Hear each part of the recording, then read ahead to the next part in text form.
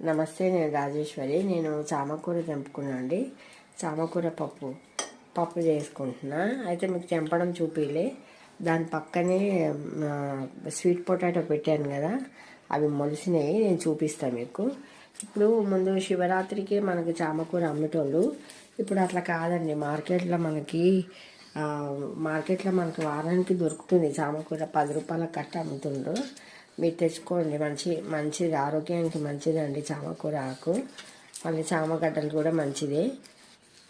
నేను మీకు sweet potato చూపిస్తాను. మొక్కజొన్న కూడా మొలిసింది. మీకు రెండు చూపిస్తా.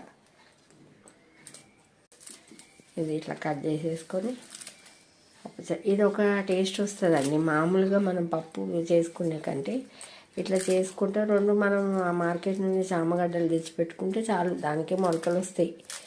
మనం కష్టపడాల్సిన అవసరం లేదు. దానికి పురుగు గిరుగు ఏం రాదండి. ఆకులే కొంచెం పెద్దగా అయ్యేదాకా చూసుకోకుండా ఇట్లా లేతవి తెంపుకుంటే టేస్ట్ బాగుంటుంది. ఇంకా పెద్దగా ముదిరినే వదిలేయాలా. నేను చామగడ్డలు పెట్టినా కానీ ఎప్పుడు చామగడ్డ హార్వెస్ట్ చేసుకోలే. ఈ ఆకులే తెంపుకొని దాన్ని అట్లనే లోపల పెడతా. మళ్ళీ ఎంత గడ్డ అవుతుందో నేను ఎప్పుడు తీసుకొని వండుకోలేదు.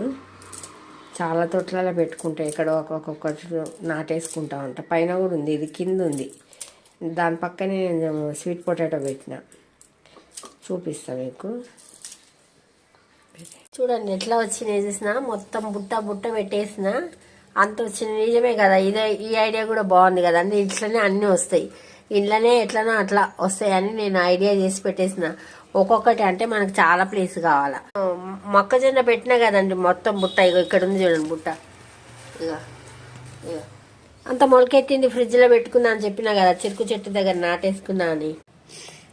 ఈరోజు మా గార్డెన్లో పెరిగిన చామకూరతో పప్పు, ఈ కొత్తిమీర, కొంచెం ఫ్రైడ్ రైస్ చేస్తున్నాండి. కొంచెం కొత్తిమీర అయితే తీసుకుంటా. ఇంకొంచెం కాలేదు కానీ ఇది ఫ్రెష్గా బాగుంటుంది అని చెప్పి తీసుకుంటున్నా. ఇది కొత్తిమీర కూడా, పుదీనా కూడా తెంపుకుంటున్నా. కొంచెం ఎక్స్ట్రా వచ్చినాయి తెంపేసుకుంటున్నా. ఈరోజు బగారన్నం, చామకూర పప్పు, పాపడాలు మా లంచ్. చెట్టు ఇది నల్ల పసుపు పెట్టుకున్నాను కదా, చూడండి చిన్నగా వచ్చింది.